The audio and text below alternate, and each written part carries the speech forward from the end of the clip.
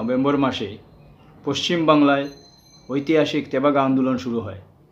ফসলের বাগের দাবিতে এই আন্দোলন কৃষক সমাজের মধ্যে ছড়িয়ে পড়ে এবং গোটা কৃষক সমাজ তথা গোটা ভারতবর্ষে এই আন্দোলন ছড়িয়ে পড়ে।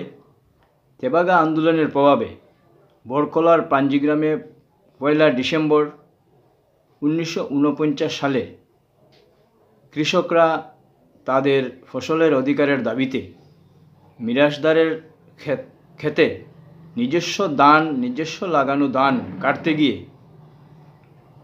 পুলিশি বাহিনী গুন্ডা বাহিনীর আক্রমণের শিকার হন এবং 5 জন কৃষক শহীদ হন। শহীদরা হলেন কৃষক রমণী ইমাচাও দেবী, গৌরহরি সিংহ, গৌর সিংহ, জয়কুমার সিংহ এবং সনাতন বাউরি।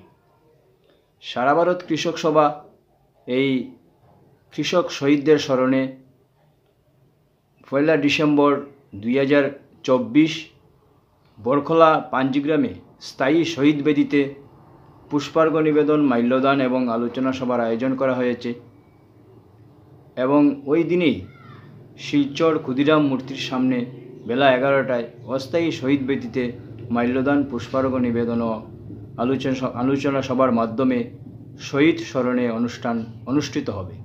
এই অনুষ্ঠান সূচিকে সফল করে তোলার জন্য এবং অনুষ্ঠান সূচিতে অংশগ্রহণ করার জন্য গোটা কাছাড় জেলার এলাকার কৃষক সদস্য তথা আপামর জনসাধারণের কাছে সারা ভারত কৃষক সভা কাছাড় জেলা কমিটির পক্ষ থেকে আমরা বিনম্র আবেদন রাখছি যে এই অনুষ্ঠান সূচিতে অংশগ্রহণ করার জন্য এবং কৃষককে বাঁচাতে, দেশকে বাঁচাতে এগিয়ে আসার জন্য বর্তমান যে সরকার কৃষি ব্যবস্থাকে বড় বড় কর্পোরেট পুঁজিপতিদের হাতে তুলে দেওয়ার চক্রান্ত করছে, তাই আগামী দিনে কৃষক আন্দোলনকে আরও সংগঠিত করা দরকার। আরও শক্তিশালী কৃষক আন্দোলনের মাধ্যমে এই কৃষককে বাঁচাতে হবে। তাই আমরা সারা ভারত কৃষক সভা কাছাড় জেলা কমিটির পক্ষ থেকে কৃষক শহীদদের স্মরণে কর্মসূচিতে অংশগ্রহণ করার জন্য কৃষক সভার পক্ষ থেকে বিনম্র আবেদন রাখছি। ধন্যবাদ।